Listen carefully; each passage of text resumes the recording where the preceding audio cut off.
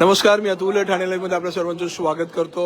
इथे शिवसेना उद्धव बाळासाहेब ठाकरे पक्षाचे महानगर प्रमुख जे आहेत महेश कदम आपल्याला दिसत आहेत आणि मला वाटतं महेश कदम काहीतरी झाडाच्या फांद्या आणि सगळं घेऊन महापालिकेत आलेले आहेत। आयुक्तांची देखील भेट घेतलेली आहे त्यांनी।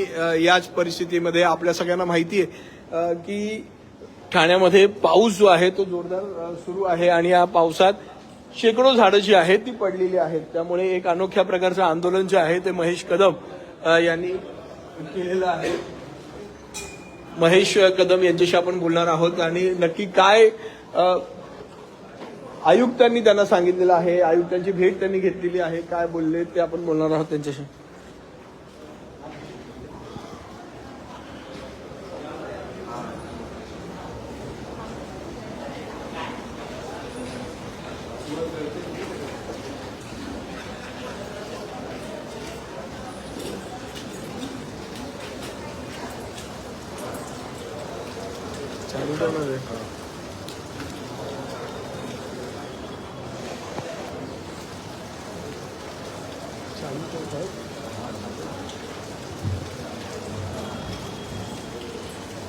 महेश कदम यांच्याशी आपण बोलणार। महेशजी, हातामध्ये हे सगळी मला वाटतं झाडं दिसत आहेत, काय काय आयुक्तांना भेटलेले आहात या सगळ्या परिस्थितीत, काय सांगाल? आणि महानगरपालिकेचे आयुक्त साहेब यांची आता भेट घेतलीच आहे। हे जे अंगाला लावलेलं मी झाड आहे मी आज वृक्ष झालेलो आहे। हा तो वृक्ष आहे जो 3 महिन्याआधी जर या ठाणेकरांच्या वतीने वारंवार तक्रारी करून जो वृक्ष प्राधिकरण खात्याने जर आमच्या फांद्या टाकल्या असत्या तर आज 100% खूप लोकांचं 4 चाकी वाहन असो, दुचाकी वाहन असो, जीवितहानी असो सगळी वाचली असती। दुर्दैवाने वृक्ष प्राधिकरण खातं त्यांना फांद्या छाटण्यामध्ये अजिबात रस नसतो, कारण का फांद्या छाटायचे त्यांना काही पैसे मिळत नाहीत अधिकारी वर्गाला, कर्मचारी वर्गाला। त्या लोकांना फक्त एखाद्या विकासाच्या प्रोजेक्टमध्ये कुठे झाडं जर आडत असतील तर ती झाडं मुळासकट तोडण्यामध्ये त्याला जास्त रस असतो, कारण त्या एका झाडामागे विकासक 5 लाख रुपये देतो।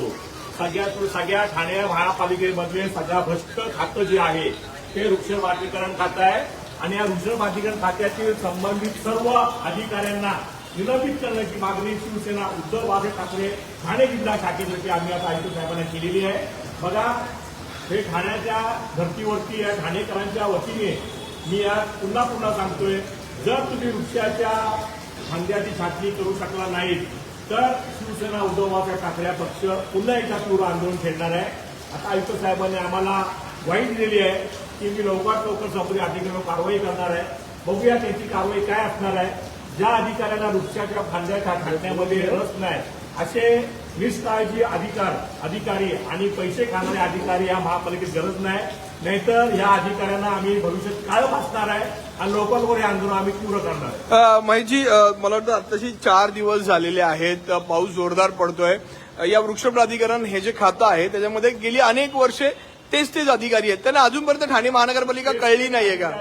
त्यांचे लागेबंदी अधिकारी आणि स्थानिक जे नेते आहेत, सत्ताधारी नेते आहेत, कधी पण सत्ताधारी नेत्यांच्या बाजूला असल्यामुळे हे अधिकारी वर्षानुवर्ष त्यांच्या खुर्च्या उभवत आहेत। काही गरज नसताना यांना ते ठेवलं जातंय। ह्या महापालिकेला आयएस दर्जाचा अधिकारी वृक्ष प्राधिकरणामध्ये देण्यात यावा अशी आम्ही सन्माननीय मुख्यमंत्री देवेंद्रजी फडणवीस साहेब यांच्याशी पाठपुरावा करणार आहे।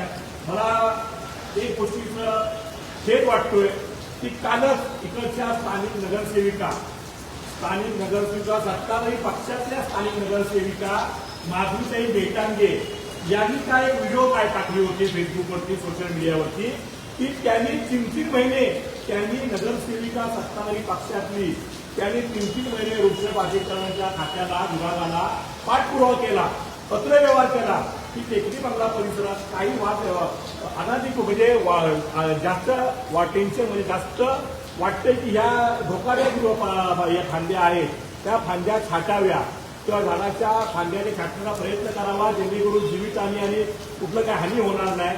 पण तरी सुद्धा त्या स्थानिक नगरसेविकांच्या पत्रालाही त्यालाही टोपीला टाकणाऱ्या अधिकाऱ्यांनाही निलंबित करा। जर त्या ठाणेकरांच्या वतीने त्यांना भरपूर मतांनी निवडून दिलेल्या नगरसेवकांना नगरसेवकांचं जर पक्षपातळीवर खातं ऐकत नसेल तर लोकशाही कुठेतरी संपत चाललेली आहे। आता आज आम्हाला 100% आदेश आहे सन्मान्य उद्धव बाळासाहेब ठाकरे यांचा की जिथे जिथे लोकांवर अन्याय होईल ते रस्त्यावर उतरायचं. नुसतं रस्त्यावर नाही उतरणार तर आता अधिकाऱ्यांना काळही फासणार. तुम्ही ते पाहताय की महेश कदम हे स्वतः वृक्ष झालेले आहेत आणि ठाणे महानगरपालिकेची जी यंत्रणा आहे ती पूर्णपणे फेल ठरलेली आपल्याला इथे दिसून येते. शेकडो झाडं जी आहेत ती पडलेली आहेत. आपत्ती व्यवस्थापनाकडे जे आहेत जी यंत्रणा असायला पाहिजे, जे इक्विपमेंट असायला पाहिजे ते इक्विपमेंट नाही आहेत. आणि मगाशी मी जे लाईव्ह केलं त्या लाईव्ह मध्ये म्हटलंय की एक जवळपास 100 कोटींचं बजेट जे आहे ते आपत्ती व्यवस्थापन असेल किंवा हे जे फायर ब्रिगेड असेल त्याला देण्यात यावं. आज हे आंदोलन जे आहे महेश कदम यांनी केलेलं आहे. आयुक्तांची भेट घेतलेली आहे आणि यानंतर आयुक्त आता यावर काय उपाययोजना करतात तर या संदर्भातल्या सगळ्या अपडेट्स जे आहेत ठाणे लाईव्हच्या माध्यमातून आम्ही तुमच्यापर्यंत पोहोचू. ठाणे लाईव्हचे अपडेट्स मिळण्यासाठी आज ठाणे लाईव्हला फॉलो करा. धन्यवाद.